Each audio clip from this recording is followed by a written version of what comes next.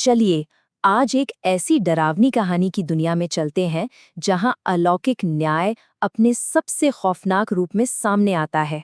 जो आग कभी किसी और के लिए जलाई जाती है, वही आग एक दिन अपना हक मांगने लौटती है। क्या लाइनें हैं, है ना? ये बस कुछ शब्द नहीं है, ये हमारी पूरी कहानी का सार है। तो आइए देखते हैं कि ये आग आखिर कैसे लौट कर आती है। तो सोचिए जरा, क्या हो अगर एक बहुत पहुंचे हुए सिद्ध साधु का शक्तिशाली अनुष्ठान फेल हो जाए, और सिर्फ फेल ही ना हो बल्कि पलट कर उसी पर वार कर दे। यही सवाल हमें एक ऐसी दुनिया में ले जाता है जहां पाप और उसका हिसाब दोनों ही बहुत भयानक हैं। तो कहानी शुरू होती है एक सुनसान शमशान घाट से। माहौल में एक अजीब सी खामोशी है। यहाँ एक अघोरी साधु, जिन्हें तंत्र मंत्र का माहिर माना जाता है, एक गुप्त अनुष्ठान कर रहा है। लेकिन हवा का रुख बता रहा है कि कुछ बहुत बहुत गलत होने वाला है।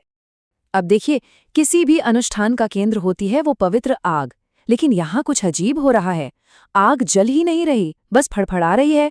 वो ऊपर उठने से इनकार कर रही है, मानो कोई अनदेखी ताकत उसे रोक रही हो। और फिर अचानक सन्नाटा। एक ही झटके में आग बुझ गई। बस ऐसे ही अनुष्ठान बीच में ही रुक गया है, जैसे किसी ने जबरदस्ती उसे रोक दिया हो। साधु का अनुष्ठान सिर्फ नाकाम नहीं हुआ, बल्कि अब वो उसी का शिकार बन चुका था। अचानक एक औरत की आत्मा सामने आ जाती है। उसकी आंखों में गजब का रौब है।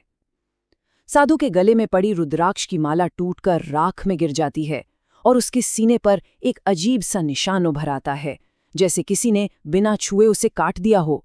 वो बेचारा हांफता हुआ जमीन पर गिर पड़ता है। अब साधु वहां से किसी तरह अपनी जान बचाकर तो भाग निकला, पर उसे ये नहीं पता था कि असली खौफ तो अब शुरू होने वाला है। जब वो अपने आश्रम पहुंचा तो उसके पैरों तले जमीन खिसक गई। सब कुछ बर्बाद हो चुका था। एक ऐसा तूफान आया जो सिर्फ और सिर्फ उसी के आश्रम को तबाह कर गया। जब उसने हवन कुंड में आग जलाने की कोशिश की तो आग ने जलने से मना कर दिया, और उसके मंत्र, वो तो जैसे उसके होठों में ही दम तोड़ रहे थे। आवाज ही नहीं निकल रही थी। उसकी सारी शक्तियां जा चुकी थीं। और ठीक उसी वक्त जब वो अपनी इस लाचारी और बर्बादी को देख रहा था, उसे जंगल के किनारे से एक छोटी बच्ची के हंसने की आवाज आती है। लेकिन इस हंसी में कोई मासूमियत नहीं थी, इसमें कुछ और था, कुछ बेहद डरावना। और जैसे ही वो बच्ची आंखों से ओझल होती है, हवा में एक नाम गूंजता है, अश्विनी। ये नाम सुनते ही साधु की रूह कांप जाती है, और यही नाम इस पूरे रहस्य की चाबी है।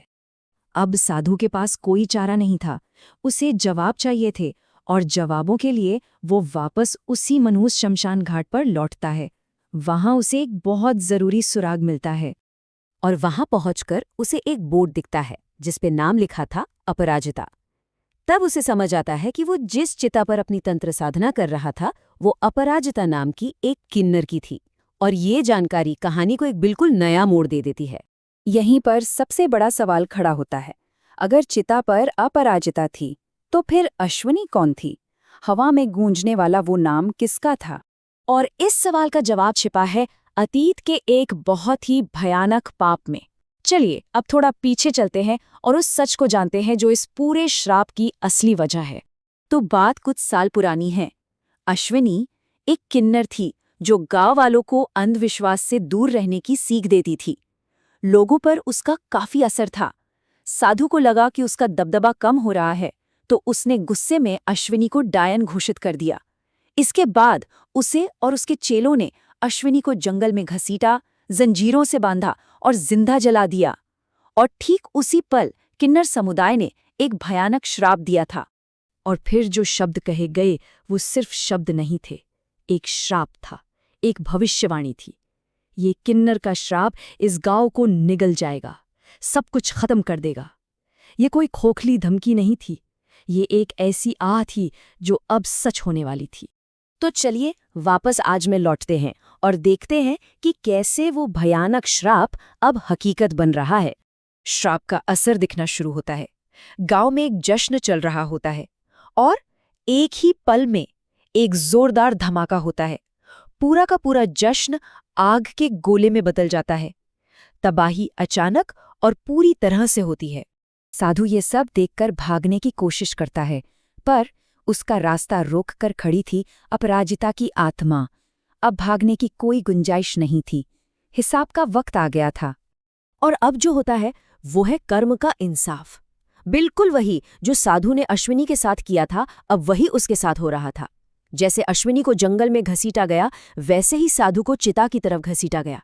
जैसे उसे बेबस किया गया, वैसे ही साधु को हवा में उठा लिया गया। और जैसे उसे जिंदा जलाया गया, अब साधु को भी उसी चिता पर जिंदा जलाया जा रहा था। कर्म का चक्र पूरा हो रहा था। कहानी का अंत साधु की भयानक मौत से होता है। आग में जलते हुए उसकी चीखें बिल्कुल वैसी ही थीं जैसी सालों पहले अश्विनी की थीं। एक क्रूर न्याय की गूंज। तो ये कहानी हमें एक बहुत बड़े सवाल पर लाकर छोड़ देती है। जो हुआ, क्या वो न्याय था या सिर्फ बदला? क्या इसे कुदरत का इंसाफ कहेंगे या फिर नफरत से पैदा हुई हिंसा का एक और रूप? ये एक ऐसा सवाल है जो कहानी खत्म होने के बाद भी दिमाग में घूमता रहता है।